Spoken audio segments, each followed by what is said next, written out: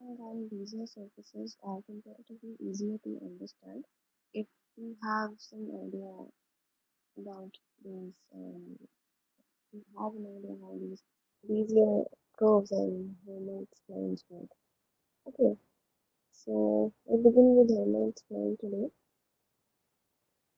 It's very important to remove this line if you've gone through this PPT. This defines a Hermite curve, which says that it's an interpolating curve and interpolating piecewise Cubic polynomial. Now, interpolating, we've already discussed the two types of categories of curve form, which are interpolation and approximation. In interpolation, always remember that we have n plus 1 control points, and the curve is going to pass through each of these control points. Alright, so this curve is set to interpolate these points. If I talk about interpolation curves, so or conversely, you can say that these control points are going to lie on the curve that we are drawing. Right. And the second case is when you have n plus 1 control points. Okay. N plus 1 with n, continuously using this terminology, I'm going to use this word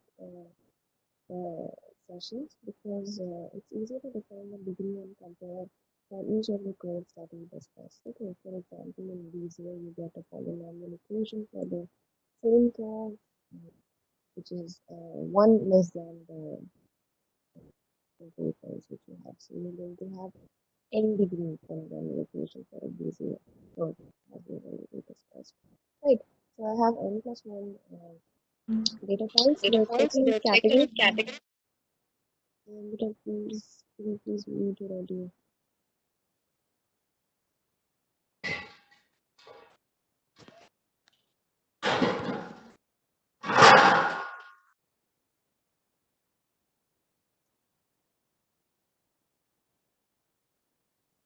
Thank you, Rajpur. I think your audio is on. Please check if your audio is muted. Okay, thank you. You see, you have n plus 1 control points. The second case is, first is an interpolation, the second is an approximation. Now, approximation curves when the curves are approximated for given n plus 1 points, they are set to pass near these points. So they are not necessarily going to pass through each of the control points which are given to you. Or conversely, you can say that not all the control points are going to lie on the curve. This is for approximation, this is for interpolation. In interpolation, all the control points are going to lie on the curve. In approximation, the curve, it's not necessary that it will pass. The curve might pass or the curve might not pass from through all the given data points. Okay, so Hermite spline is an interpolation point, right? Before Hermite, we have discussed Bezier curve. So Bezier curve was an approximation curve. Bezier, B-spline, these are all approximation curves. So we're going to study an interpolating curve today, which is Hermite curve. Right. It's a piecewise. Piecewise again, we're going to use curve segments, and these curve segments are going to be glued together. They're going to be joined together, and we're going to create an arbitrary shape or the shape of our choice. Right. So I'm going to glue together. I'm going to paste together several pieces of curves so as to obtain the degree or so as to obtain the the design, the required designable shape which I want to model using it. Okay, so it's an interpolating piecewise cubic polynomial with a specified tangent. We're going to use tangents. Tangents are so essentially an essential term here. Yes. I'm going to control these curves using the tangents. Alright. It's given that it's going to be the equations are going to present as we were discussed while discussing the concept of curves and surfaces. And we're going to use the category of parametric equations, right? We had discussed three types of functions which are used to represent curves and these surface primitives. Okay, 3D primitives or 2D, even 2D primitives. These geometric shapes are represented by three kinds of functions, right? So you had implicit and explicit functions, and the third classification was your parametric. So we're going to represent or use the parametric. We're going to visit parametric first. While parametric curves use the the equations for x, y, z, or we calculate the x, y, z coordinates, which are now a function of a parameter, right? So x, y, and z themselves are going to have an equation, you can say, in terms of t or the parameter u also. So for example, all of these, if I talk about 3D system, then we're going to have x, y, z coordinates. If I talk about the 2D system, then we're only going to have x and y coordinates. That's clear for that. Okay. If I talk about x u, so you can get x in terms of you can get a function something like this, and if you have the y, then you can define y a function of u again, and similarly for z, it could be any function. So you see all these x, y, z coordinates are going to be dependent on this same parameter, which is this u parameter. Alright, so we're going to use parametric equations to represent these types of curves, and again highlight how is no different. The third and the most important thing is the concept of tangents, which is just here controlling the shape of a hollow. When I talk about tangent, so at any point I can give it slope to determine the direction of the curve, right? So at any point you have a tangent, you calculate the slope, right? With the gradient, you can determine the direction of that particular curve. So I'm going to calculate the tangents for these curve sections. Okay, curve sections, when I talk about curve sections or curve segments, which means that I will use these cubic curves and join these pieces together. So we have several curves which will make up a single curve. Okay, so we're going to take these tangents, and I'm going to define these tangents at these endpoints, these joining points. So we're going to have the boundary conditions. Why am I considering the boundary conditions? Is because when I join these or glue these pieces together, if you have done any art and crafts project, it's going to might have noticed if you don't, it looks a little shabby or because unclean when you join the ends of paper, suppose you're building something. Okay, so you know how things are when you join, when you paste papers, you need to align the edges so that it looks smooth and clean and all that. So, similarly, you need to join these curve segments in a as clean as in a clean way, as clean as we can. So for that, we're going to use these boundary conditions. Now, boundary conditions, what they're going to do is when you join these curve segments together, when you're going to glue these segments together, what you're going to do is you're going to determine the slopes, right? So that's what your continuity equations or the continuity conditions were. If you remember the C continuity, C dash, C1, C2, G1, G2, those continuity geometric parametric conditions that we've gone through the slides. So that is what those continuity conditions actually help you with. So we're going to check these boundary conditions. Boundary conditions are these points or the ends of these curve segments. We're going to check for each of these boundary conditions. So what I'm going to do is I'm going to take just one curve segment and I'm going to check the boundary conditions. Boundary conditions, and then I'm going to calculate the tangent at these boundary points. Right. So I think we are on this. Okay. Now what I'm going to do is I'm going to take a parametric equation, which is my PU. If these images and if the text on these slides is not clear, you can note them down. For example, these operations are a little see if I note it down. Yeah. So I'm going to represent this curve using an equation, a parametric equation in terms of u. Alright, this is my parameter. And you know that the value of this parameter is going to vary from 0 to 1 as always. Right? You have a parameter and the value of this parameter is going to lie in the range 0 and 1. Right? So I have a parametric equation to represent this particular cube. Okay, now what I'm going to do is, okay, one important property, another property that we missed out here is that it can be adjusted locally. Now, because of these tangents that I'm using as a control points, right? The what makes Hermite's different from other categories of curves is that you can control them locally, or what you want get in the text from the standard books is that you have local control. You must have heard about this term somewhere if you're reading the books. You have local control over these curves. So what local and global control means is, again, I'm going to take the example or I'm going to differentiate, I'm going to demonstrate this property using two different classifications of curves. So the first is your Hermite. Okay, I'm going to draw Hermite curve. And second is your Bezier curve. Right? This is your Bezier curve.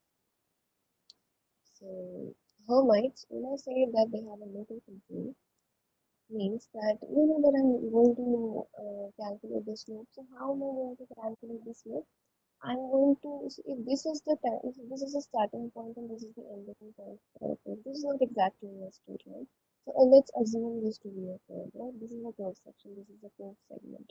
So this curve segment has two endpoints. This is, say, my PK point, and let's say that this is my P plus 1 point. So I have a curve segment defined between the two control points, PK and PK plus 1. I'm going to calculate the slope at the first point. So for example, this is the slope which I get. It's going to make some angle with this. Okay. So what I can do is, and again this line is going to have some slope on which can be calculated and can be calculated as tan theta, right? So once I have the slope for this line, which is the tangent to the first point or the first endpoint of this curve section. So for this curve, I have the tangent to the first endpoint for the first endpoint. And if I change this, the value of n, or if I change this theta, so there is one way to think about it is that you have a point and you calculate the tangent to that point. Or you have a point, you calculate, simply calculate the slope and you determine its direction. Now, what we're going to do is we're going to reverse this, or we're going to, talk conversely, which is, think about it in this way. What if I'm able to change the slope of this tangent? Okay, what if I'm able to control this tangent? And then what will happen is we're going to get a different point, right? If I talk about any point on this curve, I'm going to get a different tangent, right? If I talk about this point, the tangent will be something different. If I talk about this point, we're going to get a different tangent. So what if I change the tangents at these points? So I'm going to get a different point altogether, right? That is what we do. These curved sections, when they are joined together, we change the tangents. Now, changing the tangent, what it does is, for example, this was the original point. If I change the tangent, now it passes through here. Tangent is simply a line, right? So if I change, for example, the y-intercept, right? So for example, it was passing through this point. Now I have changed the y-intercept. This is my y-axis. Now the tangent is this. So this point now is going to lie here. Okay, this has moved here. So this curved section, this point was stationary. So what will happen is the curved section will be born between this new point and that original left PK plus 1 point. I'm getting it. So originally I had this, suppose this was my PK plus 1 point and this was some point PK plus 2. So the tangent at this particular point is now changed and now this PK plus 2 lies here. This is its changed position. So earlier the curve was drawn between these 2 points. Okay, these 2 points. And now the curve has changed to this. or you can say the curve segment, right? So if earlier the next point PK plus 3 was somewhere here, so now the new curve will look like this. So you see the change in the curve. This was the original shape, and this is the modified shape, right? So that's what it means to have the local control over the curve. If I change any one point in the curve, it is not going to affect the whole curve. For example, it's going to have other curve segments as well, but they'll remain unaffected because the curve will only going to be drawn between the adjoining points, right? Adjoining control points. So these curve segments are going to remain unaffected, right? But if I talk about this Bezier curves, right? In Bezier curves, suppose these are the control points between which I had drawn my curve, right? So this was my, you can say, I have drawn all the control points together basically. Okay, so this is the curve which was drawn. Now you know that the shape of this curve depends on the control points, right? If I change this point, and its location is here, so this will be the line, and this will be the shape of the curve. Okay, so say the entire shape has been changed of the curve. Entire shape, meaning to say that now the position of all the points, most of the points, you can say the majority of the points, well, you can say all the points. So you can say a large percentage of points are now lying on a line or have, they have a new position now. So if I change even one control point, so that is going to change the position of all the points which are lying on the field, right? So Bezier curves have a global control. Global control means again, if I change one point, if this is my origin point, and if I take this control point to a higher point, so now the curve is going to be drawn like this. So you see all the points which were now lying here, you can see they have changed their position, right? So one change in the curve is going to affect the whole shape, or it's going to change the positions of all the points which are lying on that curve. Whereas in Hermite, if I change this boundary point, if I change this one point, if I change this slope here, the value of m or the value of theta, then I'm only going to get a small change. The change is going to be local to the curve, right? So the change will not be reflected in the adjoining curve sections, but only a small part, only in a small part of this curve. Locally, you're going to observe a change in the shape of the curve, whereas in the Bezier curves, you had the global effect, right? So Bezier curves are said to have global control over the shapes of the curve, and the Hermite curves are said to have local control. Okay, so that is why it's written here. You can adjust these locally, and these are, dependent on the. See, each curve section is dependent on the endpoint constraints. So, what are these endpoint constraints? Let's look at those. First, we have a polynomial equation for Hermites. If you're able to understand Bezier and Hermites, you can easily derive the matrices and the polynomial equations for any curve surfaces. You just need, if even if you have no idea about the derivation, you need not worry about it. You simply look at the formula, and I guess that you'll be able to understand them quite well. Okay, so now you have the Hermite again. You have a polynomial function which is going to represent this particular curve, and now let's calculate or let's evaluate the boundary conditions. So this was my pk point, and this is my pk plus 1 point. Now I'm going to consider just one curve section between two these given points.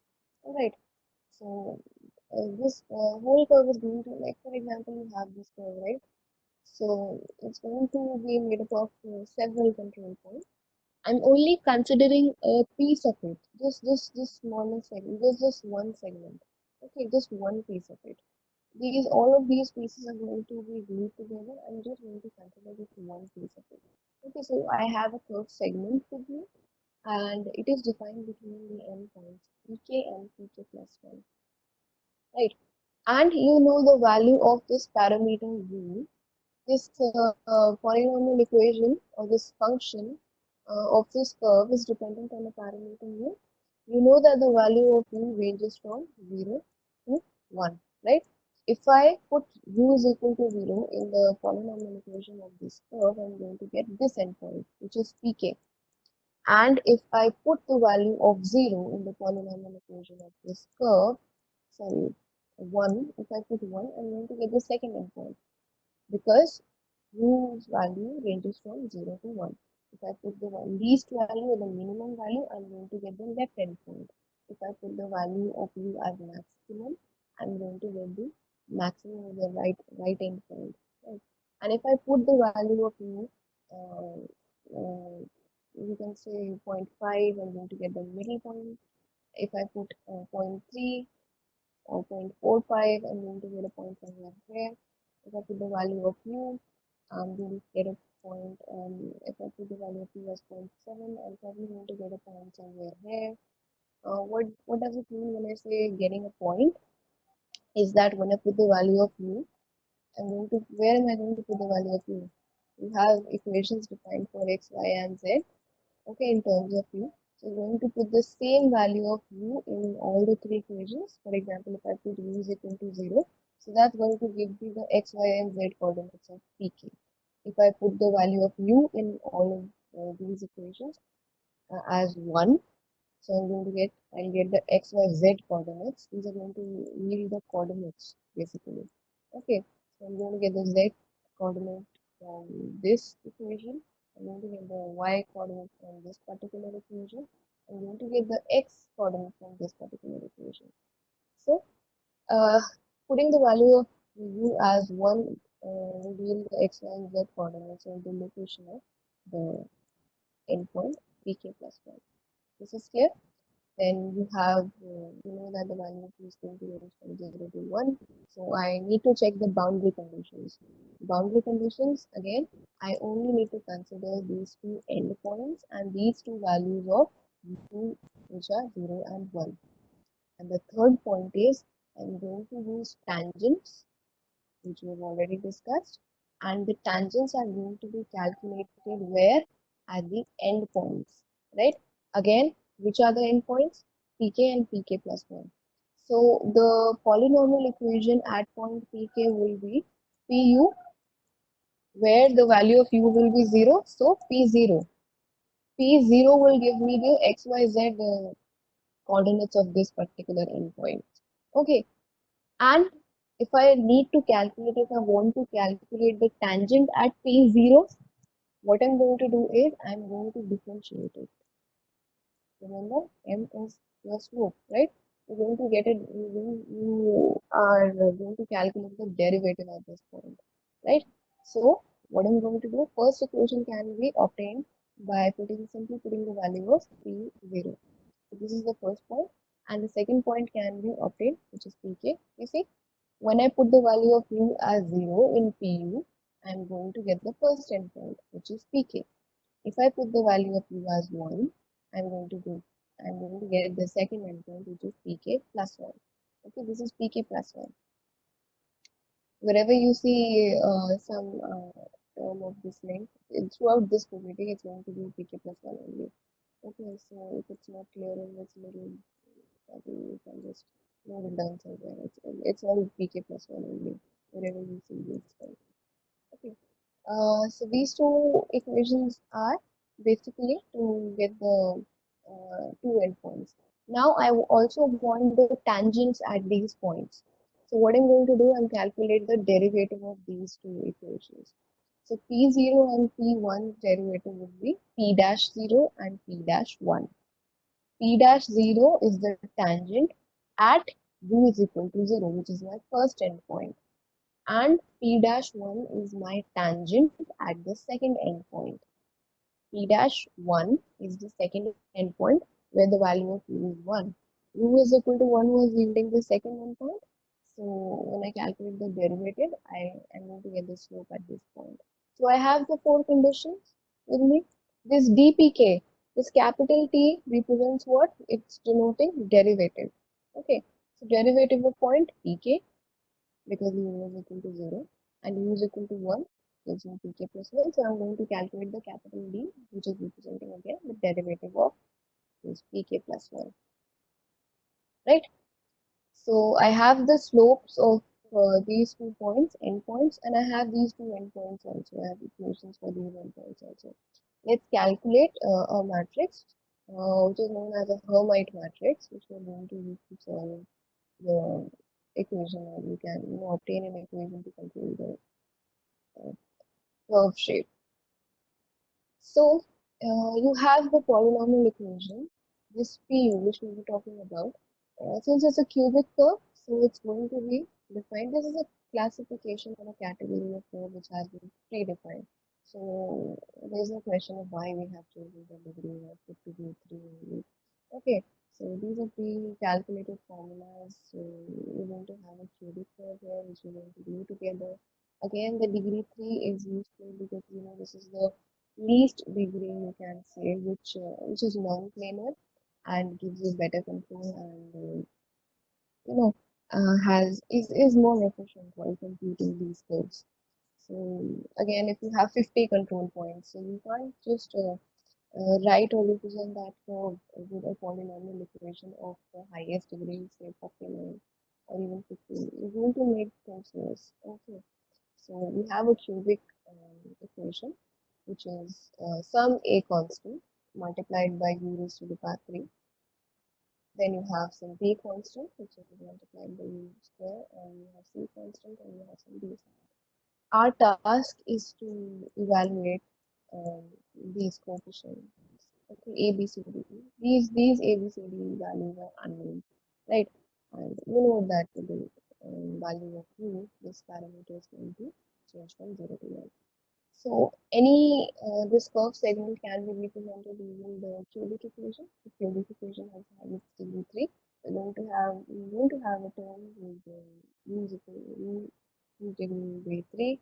We're going to have a term u square. We're going to have a term u with the power 1, and then we're going to have some constant values. Right.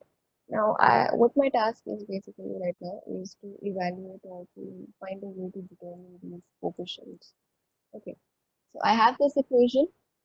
Can I write it in the matrix form? Of course I can. I can separate these parameter u from in all of these terms. I can separate this parameter. Okay, the powers of u can be separated, and I've kept this or represented this using a row vector. Now this row vector is simply has all the terms defined for the powers of u, and I have multiplied it with a column vector which has all the coefficients from this equation. So I have obtained this equation from the polynomial equation only. Okay, so I've just simply separated these terms, the powers of u and the coefficients. Okay, so the coefficients are now represented using say C matrix. This is my coefficients matrix, and this is my parameter u matrix. Okay, so u dot c will be my polynomial. If you open this, you're going to get the same equation. Again, you see, I needed 4 equations. So P0, P1 can be calculated by simply if I have PU, right? These 2 equations. And these 2 equations can be calculated if I have the derivative of PU. Okay, so you can simply change the value of u, or you can insert the value or substitute the value of u as 0 and 1 in each of the cases, which will give you four of these conditions. P0, P1 can be a single equation. P dash u and P dash 1 can be obtained from this. I don't have P dash u yet, so how can I calculate? Simply Pu, what I said, P dash u, I need to get P dash u. So I can differentiate Pu, right, to get P dash u. P dash u is what? Differentiation of Pu only, right? Why? I'm going to multiply and I can differentiate it by d by du, right? By using this d by du. So look at this function here. You know that x raised to the power n, when I differentiate this d by dx, if I calculate the d by dx of this x raised to the power n, this function, the coefficient of the powers get multiplied with this x, and we're going to subtract 1 from this n. So the differentiation of x raised to the power n is n into x raised to the power n minus 1. So if I ask you to calculate the differentiation of pu, p dash u will be from pu, we're going to calculate p dash u. So p dash u will be, I'm simply going to write it here, power gets multiplied, or it's going to become the coefficient of this term, and it's going to be subtracted by 1. So you're going to have the differentiation as 3a u square plus 2b into u plus u is to the power 1 simply will become u raised to the power 0. So you're going to have c, and d term becomes constant. The differentiation of constant is 0. So you have an equation for p dash u, which is 3u square, 3au square plus 2bu plus c. Again, what I'm going to do is separate out these u terms and these coefficients. So in the first case, you had your coefficient 3a, or these 2b. Let's keep these numerical terms with the okay, so that I can get this ABCD, which is yet to be determined. Again, we haven't determined the values of ABCD coefficients yet. So let's keep this column vector separately. So again, I have this column vector C, but now you see the values of this row vector have changed. These have become 3u square and 2u. First is the third term will be 1 and the fourth term will be 0. So you can see how we have obtained this row vector right here. So we have the matrix representations for P and P dash U. What remains is you need to calculate them for 0 and 1. Okay. Now another representation, this is just the same explanation for what we have discussed in the first slide is our point pk, this is point pk, this is point pk plus 1. Okay, and this p is going to be going to determine this, it's the function which will give you any point on this curve segment, and it's going to have this point, whatever value of p you put here in pu, it's going to yield three values of x, y, and z. Okay, x, y, z are again dependent on the parameter u. Come back to this, you have pu and p dash u matrices. So I'm going to substitute u is equal to 0 and u is equal to 1 in both of these, in this matrix and as well as in this matrix. Okay, so if I put the value of u as 0, I'm going to get 0, 0, 0, 1 here, 0, 0, 0 and 1. And if I put 1, I'm going to get 1, 1, 1, 1. Same for this 0, 0, 1, 0. And if I put u is equal to 1 here, I'm going to get 1, 1, 1, 0. So it's clear from this from these substitutions that I'm going to obtain a total of 4 equations when I multiply these row vectors with the column vectors, these coefficient matrices. Again, I have two matrix multiplications to do. One is for P, the other calculates P dash U, which is the slope at that point. So I'm going to calculate the slope as well as the point both. So I'm going to use two values of u. First is 0, second in 1, and that too in both of the cases. So I'm going to substitute u is equal to 0 here, and I'm also going to substitute u is equal to 1 here. So I'm going to get two equations from this particular matrix multiplication. Same for this case, I'm going to put the value of u is equal to 0 first, and then I'm going to obtain one equation. Then I'm going to put u is equal to 0, u is equal to 1 for the second endpoint. So I've calculated the slope at the left and the right endpoint. So I'm going to get two equations from here, right? So a total of four equations can be, you can say, boundary conditions now. These four equations, what are they representing? The boundary conditions. So these are the boundary conditions which I have written in a matrix form. And so we're going to get these. I've just I am going to get four equations, right? So in terms of A, B, C, D, now those A, B, C, D are going to, because we have completely eliminated U by substituting its value as 0 and 1.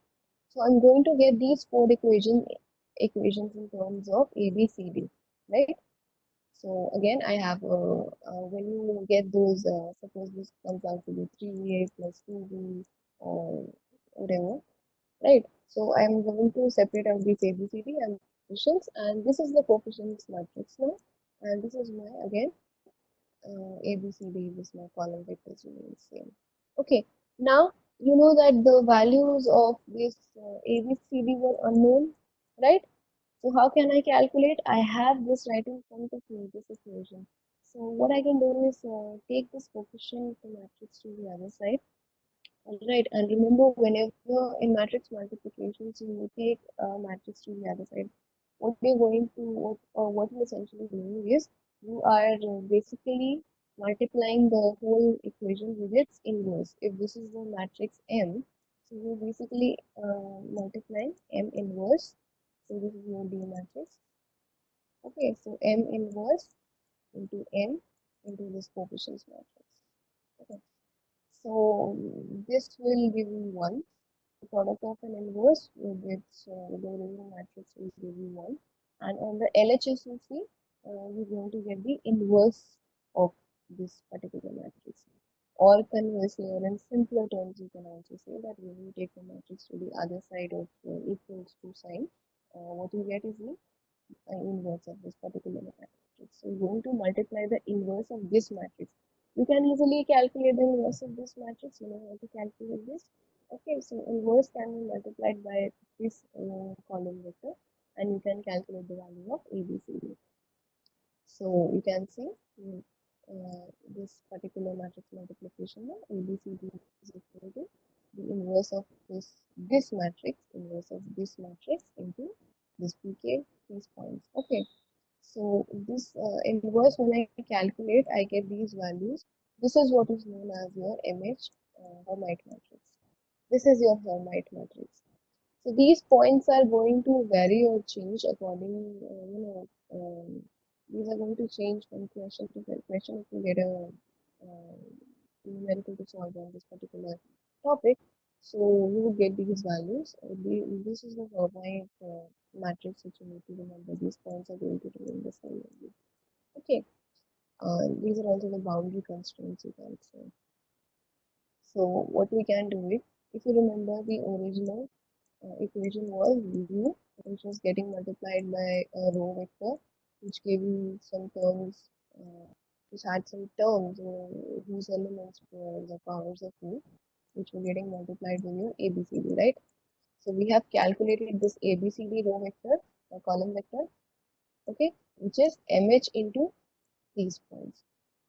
Okay, so I'm going to simply substitute this ABCD's value, this column vector's value, which is this MH into this vector here in this equation. Okay, so I have substituted this value with MH into this particular vector. So if I open this, if I multiply these three matrices together, I'm going to get this equation.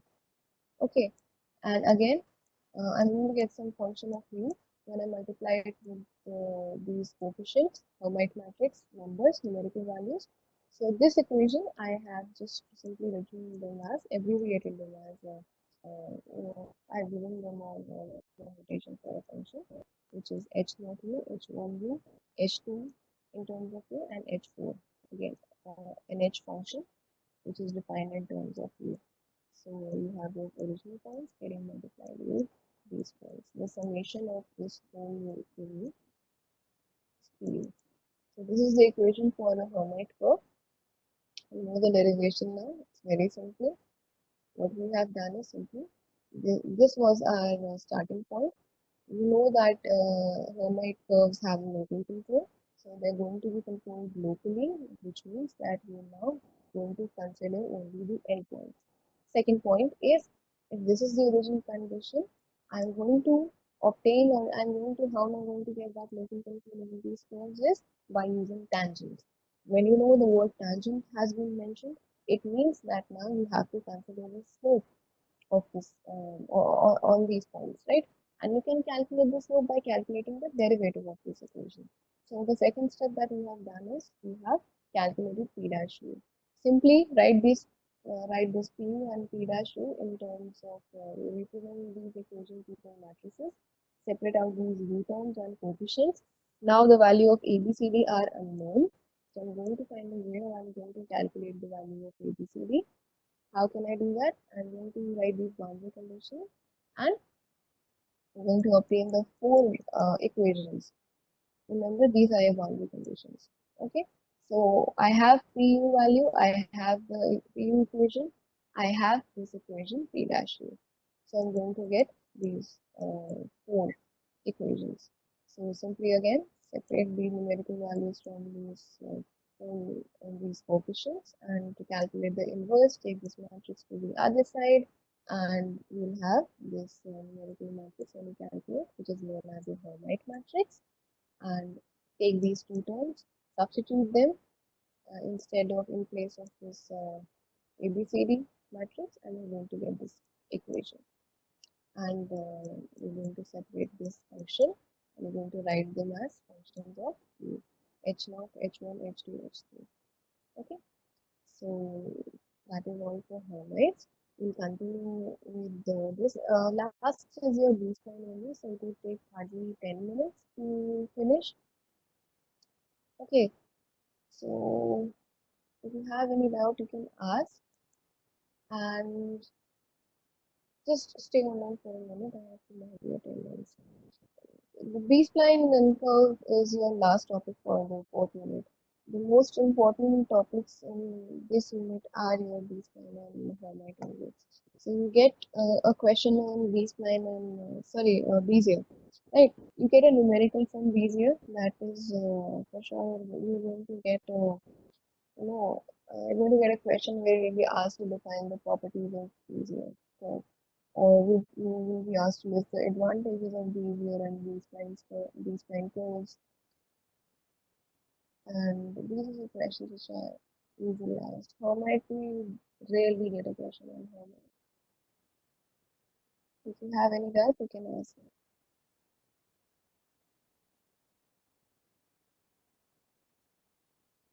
Okay, so I'm going to end this meeting.